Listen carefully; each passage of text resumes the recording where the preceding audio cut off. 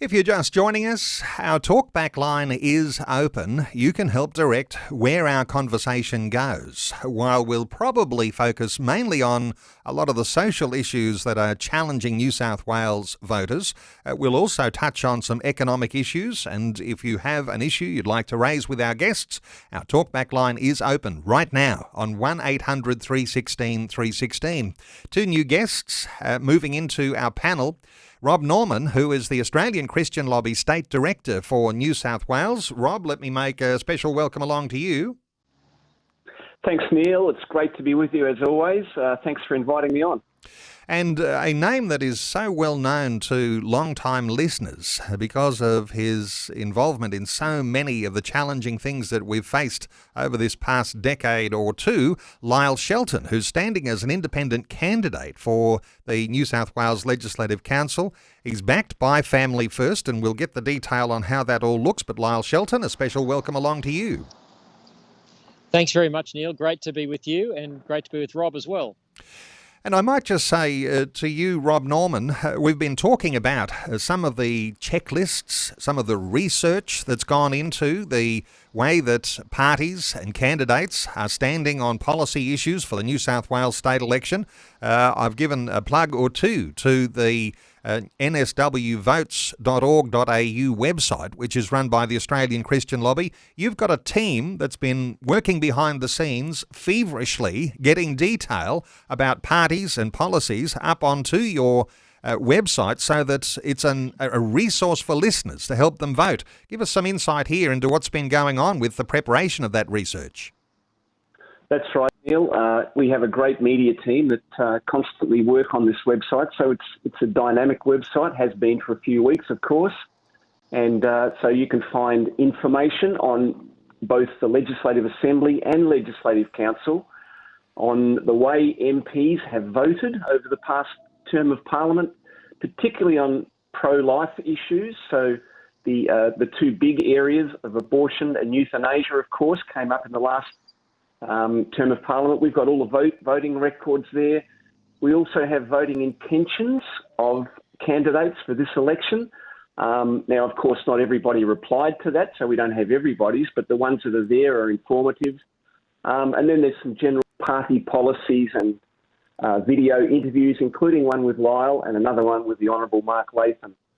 So it is full of information, Neil, and hopefully people can find their way around that site easily. Well, no doubt listeners will be aware, even the way the conversation has built so far with our former panellists, the way that there is such an importance being placed on who'll sit on crossbenches in the new Parliament beyond tomorrow's election. And with the retirement of Fred Nile after 42 years in the upper house, there's a big void that's left there. Silvana Nile will be standing as a independent candidate too to replace Fred. But there's you're in that mix there as well, Lyle Shelton. Let me bring you into this for a moment because I wonder if you can give us this insight, because what will things look like if there is no Christian voice on the crossbench in the upper house, the Legislative Council, or indeed in a lower house position? What are your thoughts here? Yeah, thanks, Neil. Look, obviously it's disappointing what's happened with the Christian Democratic Party, and it's very sad and unnecessary demise after 42 years, which has left people like myself having to scramble around and get a campaign going to try and ensure that we do have that voice ongoing. There is a real risk we could lose it because of what's happened. But we're concentrating on doing our best to make sure that the values that your listeners, that I care about, that many Christians and conservative people right across the state care about, that those values are represented on the ballot paper and that we've given them a fighting chance. Look, I think if we're not successful, and look, I don't want to play down our chances. I think we're definitely in with a chance. We've certainly drawn a very good position on the ballot paper. But in the event that I'm not successful, I think we can be confident that Mark Latham will represent many of our views. He doesn't represent them all. He's not with us on some key issues like gambling reform, like protecting women in the legal sex trade. He's not with us on that. He's got a very libertarian view. And his party is not with us on all the pro-life issues. Rod Roberts, his colleagues, voted for euthanasia. But he's great on religious freedom. He's great on the gender stuff and parental rights. And so there will be some voice there, but I sure would love to be there as well to make sure that we can carry the full suite of Christian concern in that parliament again after March 25. Now, I want listeners to join into our conversation. You can help direct where we go. You might have a question around some of the issues that are facing New South Wales voters. And so if I identify some of those things that it appears the Australian Christian lobby is seeing as key issues, you've got issues around parental rights, gender ideology, gambling reform, conversion therapy, religious discrimination, euthanasia and abortion. You've got all sorts of detail on the site, Rob Norman, where people can actually look into those sorts of issues and how MPs have voted on some of these things. But out of all of those issues, which ones do you think are most important for listeners to know right on the eve of the election? Neil, I think it's hard to rank these things in terms of importance. What we've really tried to do, though, this election is to focus on current issues that affect a broad range of people. And I think the last term of Parliament was very revelatory when it came to those areas. And so the Mark Latham's Education Legislation Amendment, or Parental Rights Bill of 2020, was a bill that we really like. So it's a bill that addresses many of the issues you've spoken to. In particular, it addresses the rise of gender fluid ideology in early learning centres and primary schools as well. So we've focused on that bill. We've looked at it. We like it. We believe that it gives parents back control over the future of their children in terms of how they're taught and what they're taught. We firmly believe that parents are the primary educators of their children. And so we've looked at different candidates' views on that particular bill and how they intend to vote should it be reintroduced, as Mark has assured us it will be. And so that's key to what we're doing this election, Neil.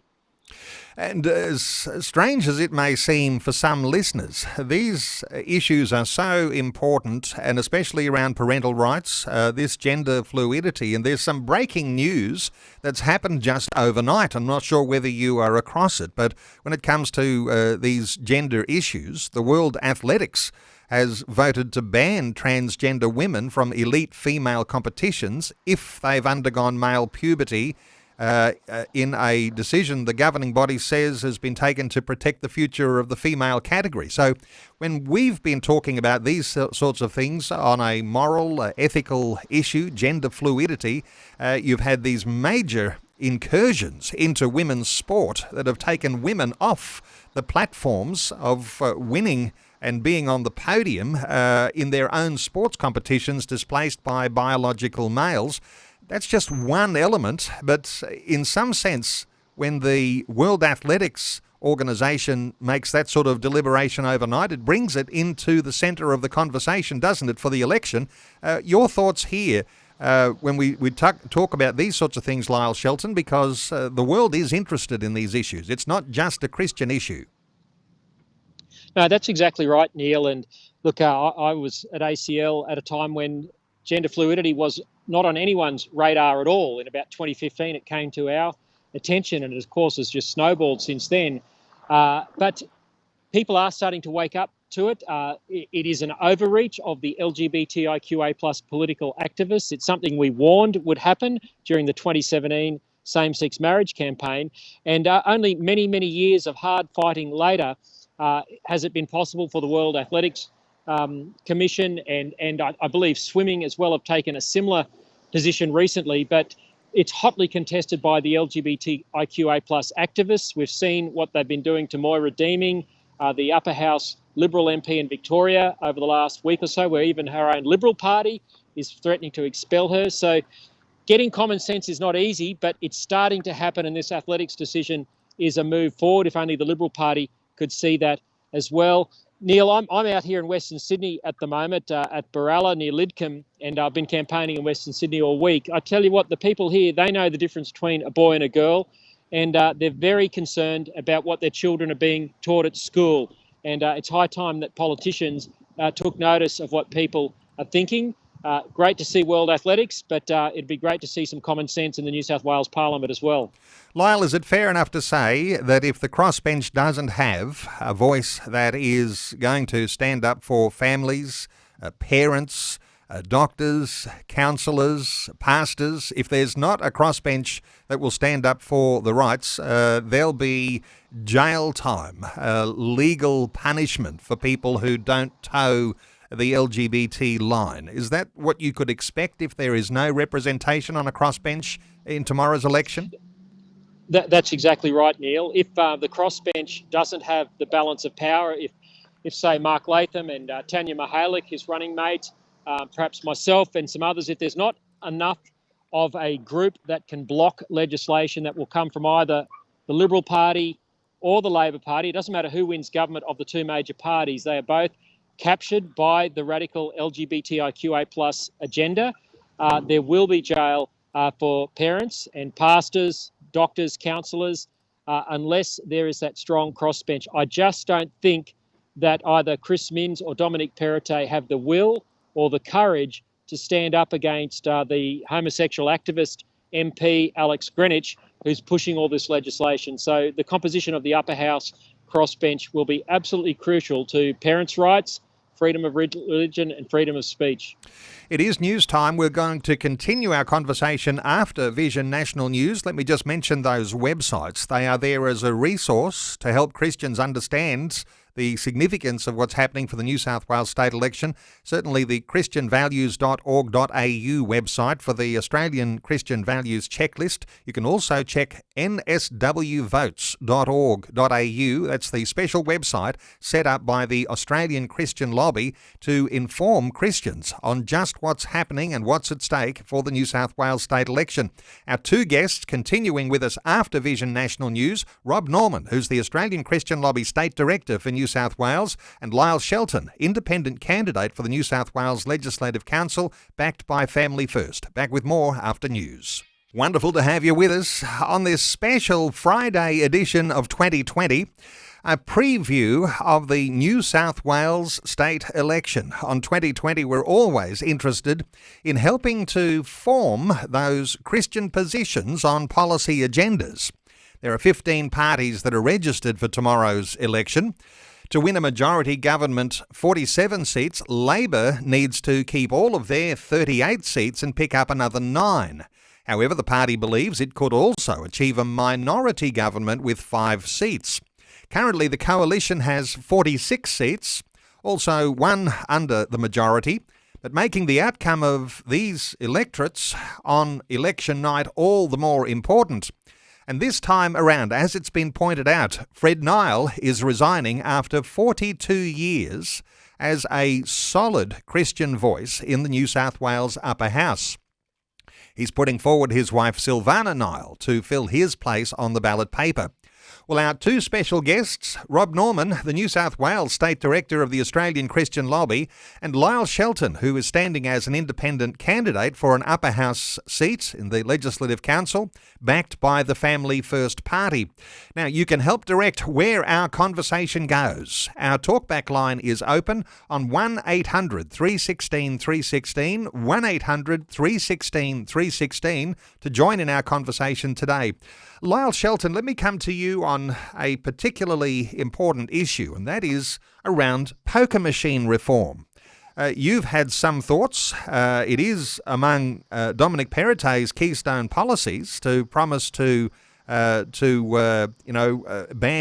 to make all poker machines cashless by 2028. What are your thoughts around moves and both sides and what they're standing for? Yeah, look, I think this has been a positive move by Dominic Perrottet. Many of us have been campaigning for poker machine reform for a very, very long time. During my time at ACL, I was part of the Reverend Tim Costello's Australian Church's Gambling Task Force. It was very difficult in those days to get any politicians to take notice of this issue and the harm that problem gambling causes to vulnerable people. And so it's been terrific to see the campaign finally, after many, many years, gain some traction, and for Dominic Perrottet to really take on the very powerful clubs and pubs industry here in New South Wales.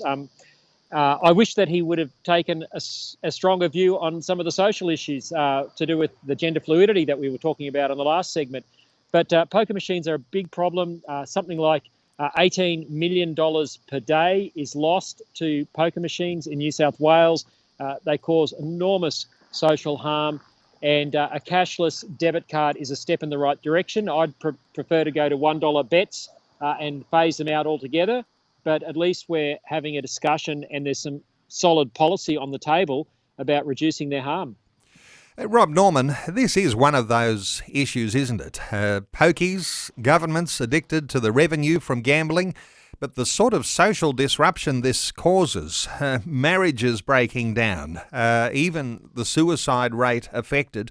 This is one of those issues where you expect governments to take responsible attitudes, and it hasn't been seen up until the possibility of what could happen beyond this election. Thoughts from you, Rob?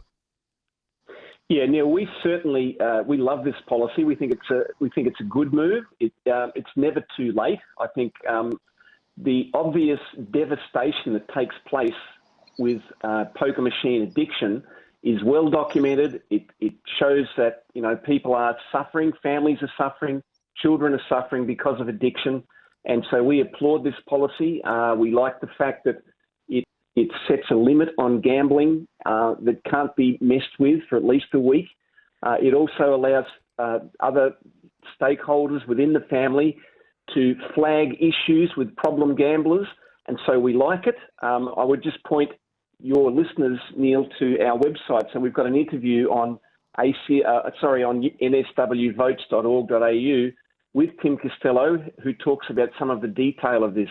And so we really like this bill. We think that it goes a long way toward alleviating poverty in terms of the way gambling addiction affects that.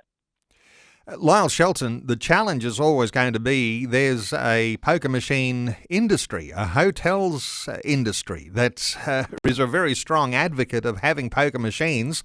Even if there is some policy around this, that doesn't necessarily guarantee there's going to be any action.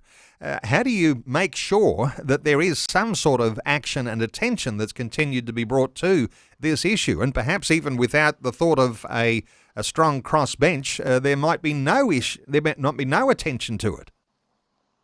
Yeah, it's a really good point. The politics of this are quite fraught.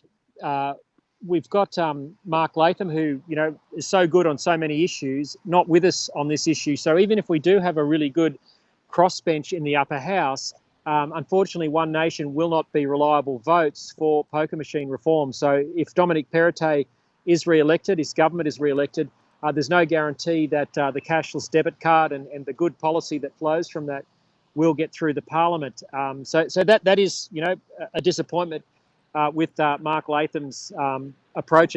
As I said earlier, he does have a libertarian streak, and libertarians, are quite happy for there to be license, whereas I think liberty is more about what we ought to do, not what we want to do. And of course, pursuing poker machine as a form of entertainment is really a license. So the politics are really difficult, Neil, and even if Perrottet is re-elected, there's no guarantee this will get through. I've said publicly that I will be a reliable vote in the upper house for poker machine reform, should I be there. Rob, has there been research on parties and candidates around gambling reform, the poker machine issue? Does that appear on your website?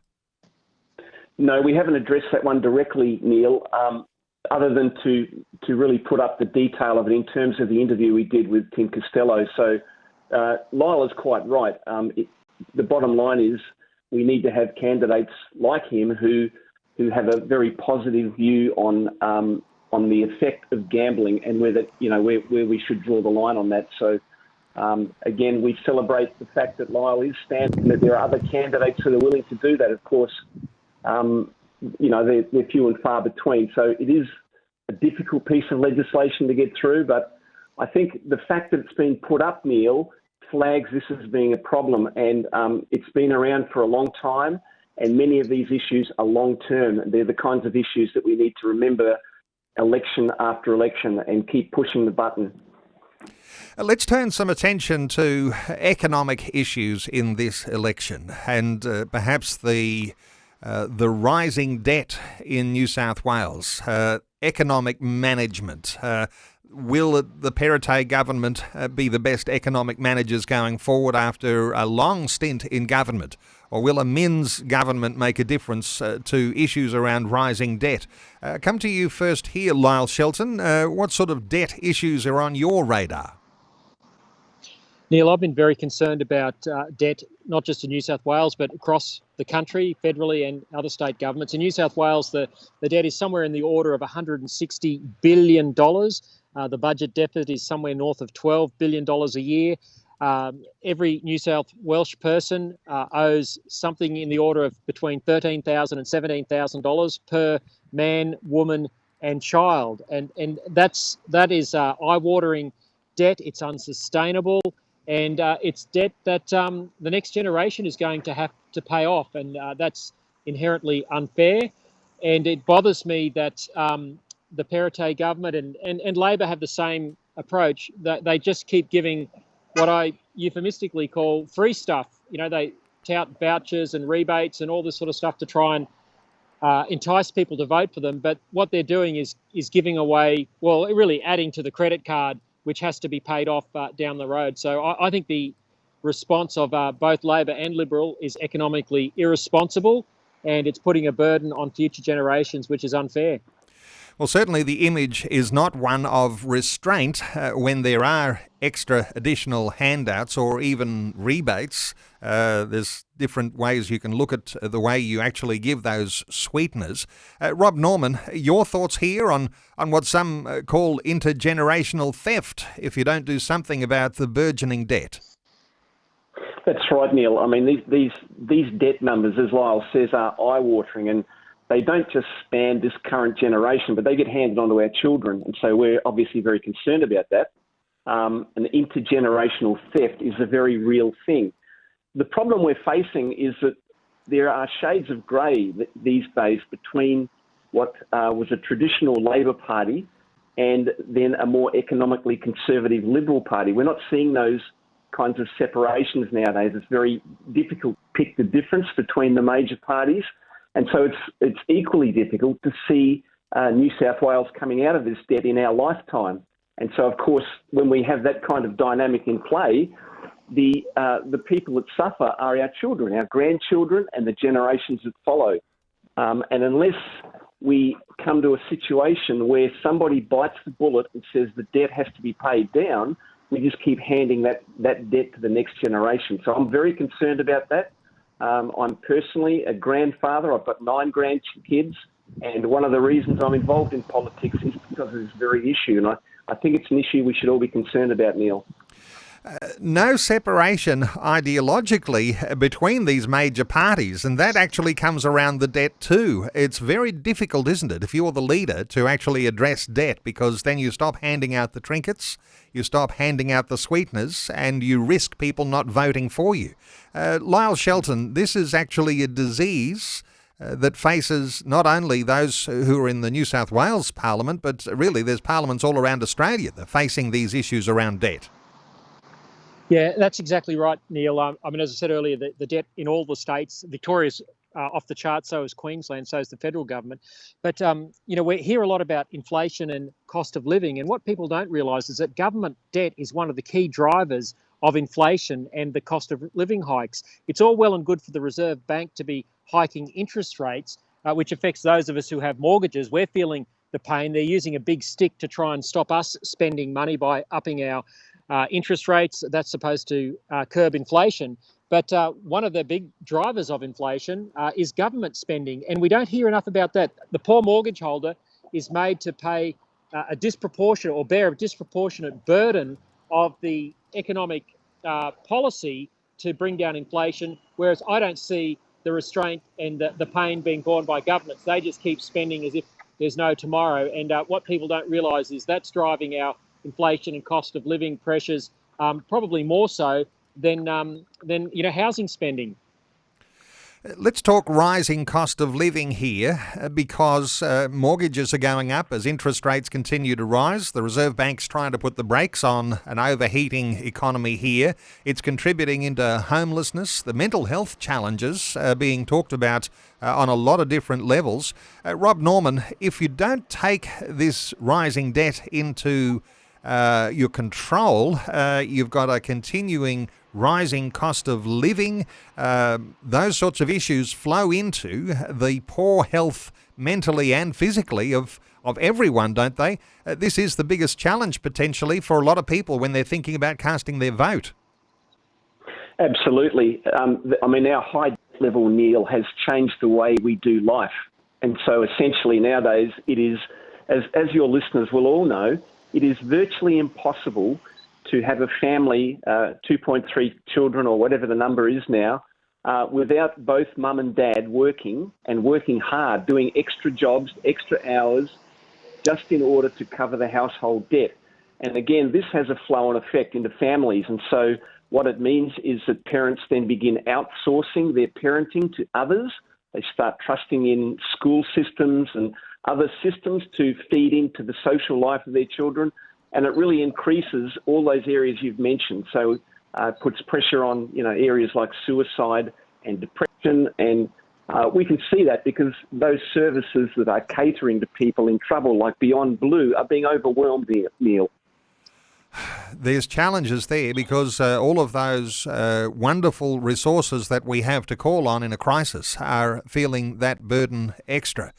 A rising cost of living and no more when we're actually getting our power bills, we're recognising this is actually really biting.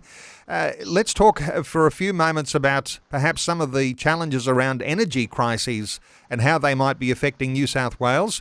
Lyle Shelton, what's this doing on your radar, rising electricity prices and the challenge that is for business as well as ordinary households? Yeah, well, Neil, this is a very serious problem here. It's hard to believe we're talking about blackouts in a modern industrialised economy like New South Wales. Sydney is a global city, it's a modern city, and yet the Australian Energy Market Operator, which monitors electricity supply and availability and affordability, its official forecasts are saying that New South Wales is heading for blackouts in 2025, and this is being driven by the climate catastrophism policies, massive overreach to climate change by the Perrottet government, where they're shutting down the Liddell coal-fired power station next month. It's a massive generator of electricity. They're shutting down the Orang coal-fired power station shortly, although there's now recommendations that its life be extended. And even Matt Keane, the so-called energy minister, former energy minister, now treasurer, has recognised that Orang has to stay open because his policy of setting up windmills and solar panels hasn't worked. And it can't work because windmills and solar panels cannot generate the electricity that's needed to power a modern industrialised economy and society and give us the lifestyles that we have become accustomed to since electricity became available. So this has been a disaster. Our prices have gone through the roof. They're due to go up another 30%. And yet the hard green left won't, no one in politics will allow us to set up nuclear power plants, which could give us emissions-free energy very quickly. And people complain about the cost of that, but the amount of money that is being spent on windmills, solar panels, rewiring the countryside to accommodate this would easily have been able to accommodate a nuclear power station or power stations and given us emissions-free baseload affordable power. And yet we don't have this. So it's a real problem. It's driving cost of living, and something has to change. And Family First, we're just as committed to this as we are some of the social policies, because one of the biggest contributors to family breakdown is, of course, financial pressure. And this is coming thick and fast because of government spending that's out of control, because of these crazy energy policies that are out of control. So it's a very real issue for families. It's a big political issue. And unfortunately, Labor, Greens, the Teals and the Liberals are not interested in addressing what needs to be done to fix it. Rob Norman, at the Australian Christian Lobby, is there any view as to whether either of the major parties could even solve any of these challenging issues around energy, the electricity crisis? Because as Christians, we'd take a position, wouldn't we, and say we're stewards of the environment and we're balancing the environment with the welfare of families. So from the Christian point of view, this stewardship's important, but what about the solutions? What are your thoughts here? Neil, we don't have an official policy when it comes to energy, but let me say this, and you're exactly right. We do have, obviously, as believers, we do have a stewardship responsibility when it comes to the environment. One of my concerns personally, Neil, is that whenever anybody questions anything to do with climate change, they become immediately labelled as a climate denier. And I think that's a real problem. I think it's part of the cancel culture that we find ourselves in. And so when it comes to having a proper discussion on scientific facts and, including views that are broad and different to the common narrative, all of a sudden we're labelled as deniers. And I would encourage people to be healthily sceptical of the whole debate surrounding climate change and the energy crisis. And I call it a crisis because it's becoming that very fast, as Lyle has pointed out. We look down the track and we're not going to have baseload power that will support an economy or a society as we know it today. And of course, there are people out there that actually are engineering it that way.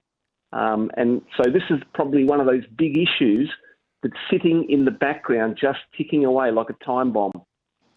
Perhaps we know that the likes of a Mark Latham with One Nation isn't afraid to stand up to cancel culture around these issues that we're talking about, perhaps sexuality or the climate change issues. But cancel culture is becoming even more active even within parties. So to be able to hold to a Christian position and to see a crossbench that can stand for issues against the cancel culture that comes with the climate change ideology and also about sexuality issues, if you don't have someone strong in those crossbench positions, you're in real trouble, aren't you, Lyle Shelton?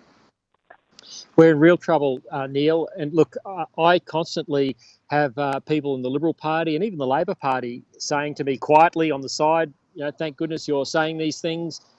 Mark Latham said at many of the ACL forums, which I was in attendance at, the brilliant forums that Rob and Nikki Arburn were running over the last few weeks. He gets these corridor conversations, and I've had them as well. But sadly, there isn't the courage within the major parties, Liberal or Labor, to say the sort of things about energy, to have the sort of discussions the three of us are just having now, to stand up against the radical LGBTIQA plus social agenda. There just isn't the will or the courage in the mainstream parties. And that's a real shame. But if we can get voices like mine and Mark's into the upper house and sustain these debates over time, I believe that courage will beget courage and we'll be able to normalise the discussion of these issues so that the cancel culture is mitigated. And I think, to Mark's credit, he started to normalise that discussion to some degree. He's going to get an enormous vote, I believe, at this election. He's going to take a lot of votes away from the Liberal Party. And the more politically effective, the more outspoken, the more normalised these discussions can become, then hopefully we can see some political change. Well, we're going to continue our conversation in just a few moments, taking a very short break, but I'm going to ask our two guests about predictions for the outcomes of tomorrow's New South Wales state election. Will there be minority government? We'll get some predictions and we'll talk about how it is important to be able to be informed as a Christian casting a vote in tomorrow's New South Wales state election. Our two guests, Rob Norman, who is the Australian Christian Lobby State Director for New South Wales, and we're also joined by Lyle Shelton, who's standing as an independent candidate for the New South Wales Legislative Council, backed by Family First. We're back with more in just a few moments. Just extending our commentary segment just a little longer than we ordinarily might, but as we're talking about a preview to tomorrow's New South Wales state election. Two special guests who are on our panel with us, Rob Norman, who's the Australian Christian Lobby State Director for New South Wales, and we're also joined by Lyle Shelton, independent candidate for the New South Wales Legislative Council, backed by Family First. Let me come to you first, Rob. The predictions for what things might look like when the votes are counted tomorrow night, how do you think things will look at the end of the day? Neil, the polls are looking like a Labor win. Now, the argument over whether that's going to result in a minority government or that they will govern in their own right is probably wide open at this stage. My gut feel is that there will be a minority government. And I guess our approach at ACL for this particular campaign, for those reasons, has been that we focus on the upper house. And so we're looking at mechanisms to basically put checks and balances on whatever flows from the lower house, and for all the reasons we've spoken about in the last 45 minutes. And so I'm not going to be very daring in my predictions. I'm not going to have my prophet's hat on today, but I would suspect that we're looking at a Labor minority government. Lyle Shelton, your predictions? Yeah, I agree with Rob's analysis. I think the polls are showing that. I think if the Perrottet government does defy Rob's and my predictions and scrapes in, it too will be in a minority situation. But Neil, I don't think it really matters who wins, to be honest, because as I said earlier, and I've been saying this for a while, Australia is governed by a quad of Labor, Greens, the Liberals and the Teals, and they all believe the same thing on gender fluidity. They all believe the same thing on energy policy, the things we've been talking about. There's no difference, and that I think is a real problem for Australian politics. So we might say, how do you break the cycle of that quad? And interestingly, if Labor does win tomorrow, that'd make like a clean sweep on the mainland states and territories with Labor governments. Lyle Shelton, how does that look to you? And even as you say, maybe it doesn't matter who wins. Some will be saying, well, there's got to be someone who's going to be a little bit more outstanding in one of the other parties other than Labor. Look, as I said, Neil, I don't know that it makes any difference. Look at Victoria at the moment, where you've got the Liberal leader, John Pesutto, wanting to expel someone like Moira Deeming from the party simply because she stood up and said that people with penises shouldn't be competing against girls and women in sport and invading their private spaces. If the Liberal Party, can't take a strong position on that and defend and support one of its own who's under attack, then a Liberal government. I know many Christians have leaned conservative over the years because the Liberals have put themselves forward as a family-friendly party, but they don't do that. Here in New South Wales, Dominic Perrottet funded Sydney World Pride, $4.5 million. It had animal fetish parties and human sexuality and animal sexuality parades in it. I just don't see any difference between the hard left of Labor and the hard left of the Liberal Party these days. So, and look, you might say, well, of course, Lyle would say that I'm with Family First, but that's why I'm with Family First, because I couldn't get back into the Liberal Party. They will not have people like myself who are outspoken on these issues. They're trying to expel Moira Deeming. They expelled Bernie Finn, the great pro-life activist in Victoria. For obvious reasons, I think there's no other way but to go with a minor party like Family First, who will be a strong voice for these issues.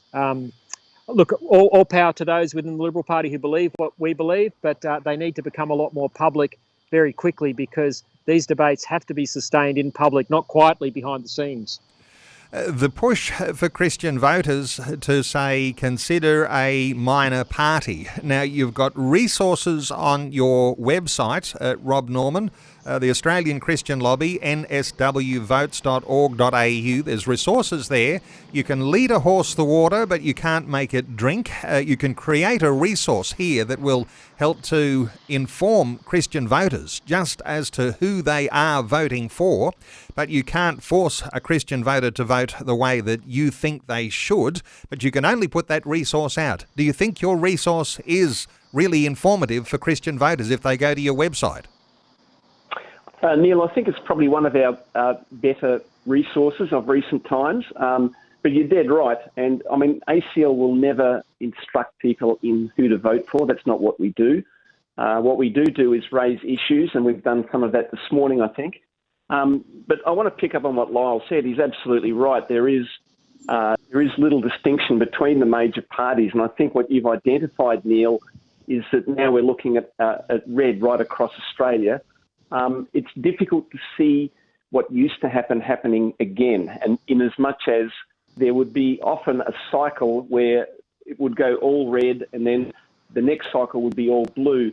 At the moment, because there's no distinction, what we're seeing is minor parties coming to the surface a little bit more. People are moving towards the minors and the so-called micro parties and using their preference perhaps to vote as a fallback.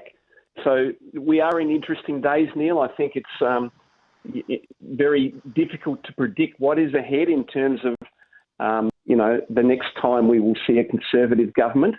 And so I think probably the minor parties speak to that a lot. But our website does give resources. It gives some information on some of the minor parties who are generally the ones that reply and give their answers to our questionnaires more readily. And so I would invite people to come to nsw.org, votes.org.au. The Christian voter, Lyle Shelton, a rare opportunity when a election rolls around, be it a state election like the New South Wales election tomorrow, or when it's your turn for a state election or a federal election, a rare opportunity to actually have a say and make your vote count. So the idea of don't waste your vote, some people will be thinking that voting for a minor party somehow or other will be a waste of a vote. What are your thoughts for those sentiments? It's certainly not a waste of a vote, Neil, and of course the major parties always say that. But the only way the major parties will come back to listening to the sort of issues that the three of us have been talking about today on the social issues, on the economic issues, is if they start to hurt at the ballot box. And because there's no distinction, as we've all recognised, between Liberal and Labor, the only way to help them have a distinction again is to hurt them at the ballot box. And I think if the Liberal Party can see that it's losing a big tranche of its supporters who want family values, who want proper energy policy, then that will cause them to recalibrate and hopefully cause Labor to recalibrate as well. It'd be great if both sides would contest for these ideas, but at the moment they don't.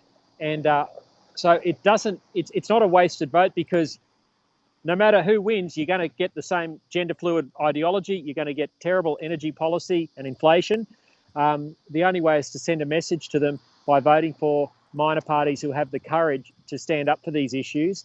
And that recalibration of Australian politics might take some years. As Rob said, it could be some years down the track before we see a properly socially conservative and economically conservative government again. But that's the rebalancing of Australian politics that needs to happen. And unfortunately, there's going to be a bit of pain while that goes on, while that rebalancing goes on. But it can only be achieved through the ballot box and through sending a vote to minor parties. Just before I let the two of you go, let me just ask one more opinion on the integrity of the campaign so far. And it's not all over. Tomorrow's voting day.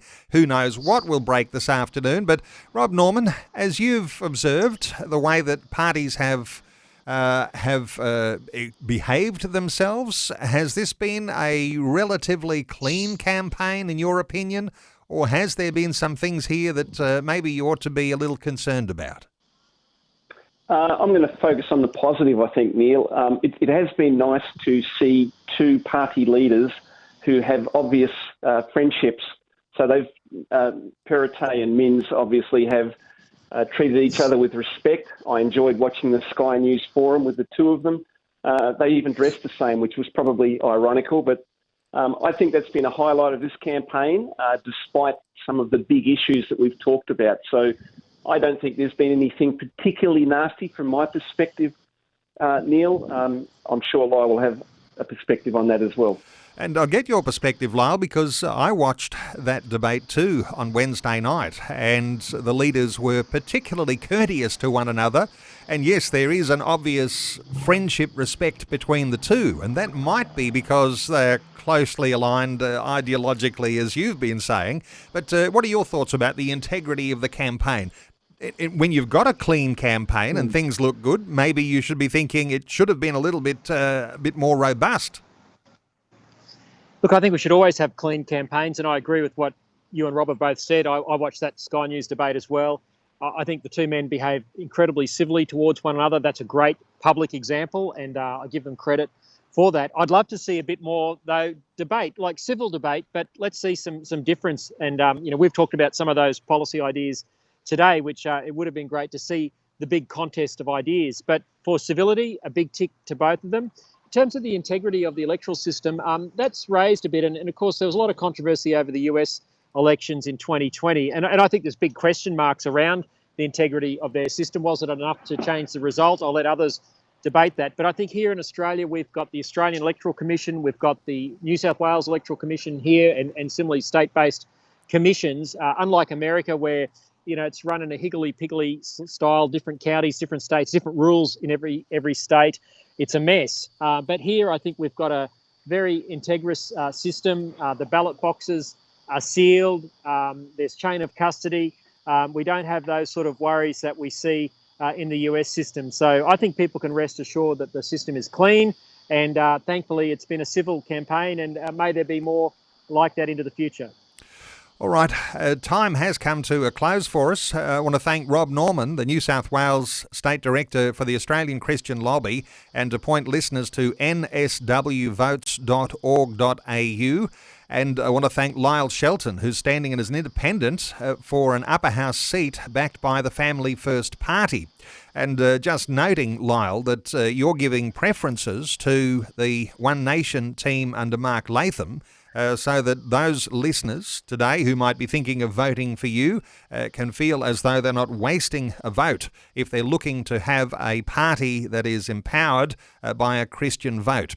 And I'll point listeners to familyfirstparty.org.au, familyfirstparty.org.au to connect with Lyle Shelton and to check out the sorts of policies that Lyle is standing for, even though he's standing as an independent candidate. And those websites I mentioned earlier, the resources that enable you to make an informed vote as a Christian. The Christian Values Checklist website, christianvalues.org.au, a one-page ticks and crosses and question marks that give you an idea across 20 of those really significant social issues about how parties will vote. And also nswvotes.org.au. Rob Norman from the Australian Christian Lobby, thanks so much for joining us. Thanks, Neil, and all the best, Lyle. And Lyle Shelton, thank you so much for joining us today on 2020. Been a privilege, Neil, and thanks to you as well, Rob.